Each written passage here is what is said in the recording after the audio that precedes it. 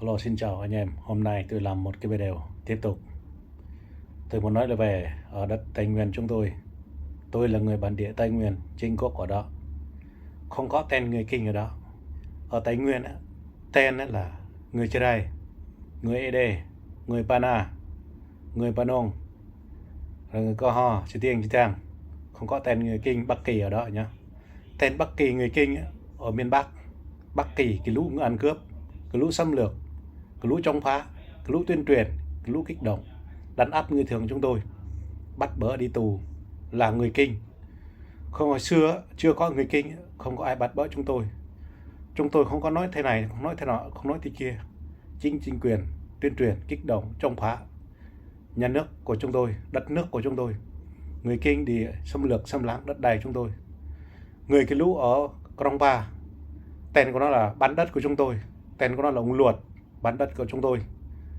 Bên xã Ersai Trinh nhé, đứng đầu cho có tổ chức với là ông Thuật, ông Luột này bán đất của người dân chúng tôi này, giàu có vì đất đai của chúng tôi này. Với bà Nguyệt này, bên xã Dân Cầm này, bà Nguyệt này, rồi ông Tý này, rồi ông Ma Hành này, ông Bằng này, đó. Cái lũ người Kinh á, kinh khủng, lũ người Kinh ấy, đi xâm lược xâm lăng bán đất người ta, hít máu người dân. Cái lũ chắn đường á, ông Lòng ông Quyết chắn đường người dân đi làm rẫy là con của ông Nhã, ông Vinh, ông Thành, ông Khanh đó, con ông Bùi đấy nha. Cái lũ mà người Kinh á, trước đó chưa có người Kinh vào đó, sau 1996, 94, 97, 98, 2000 mới có người Kinh vào đó.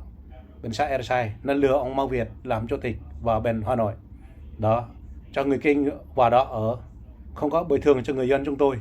Chính người Kinh, cái lũ ăn cướp, cái lũ trong phá, giết người là cướp của chúng tôi, hít máu người dân chúng tôi. Ông giàu có, ông hít máu cho người dân chúng tôi, ông lấy đồ đạc, lấy đất đai bán của người dân chúng tôi.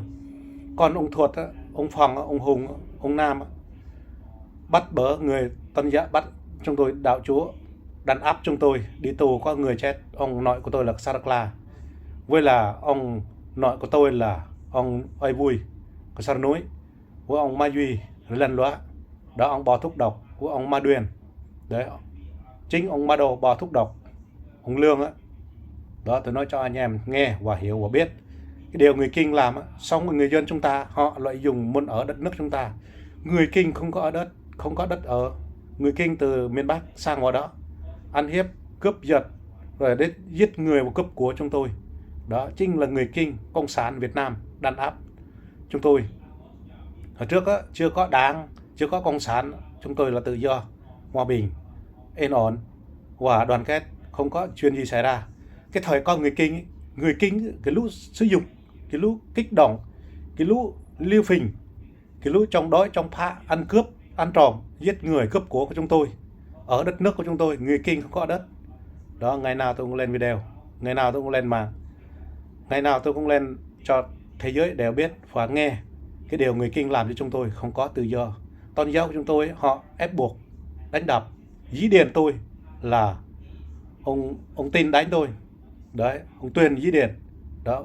Chính người Kinh cũng khí, ăn cướp, ăn trộm miền Bắc, Bắc Kỳ đó. Tôi mong muốn sau này Chúa sẽ đánh sập vào đất nước của Hà Nội, của người Kinh, Bắc Kỳ đó. Sau này tôi sẽ làm một cái video lần nữa. Rồi xin chào anh em, hẹn gặp lại. Tôi vẫn còn sống đây. Anh em chúng ta hãy mở mắt lên, đừng cúi đầu. Tôi xin cảm ơn, hẹn gặp lại.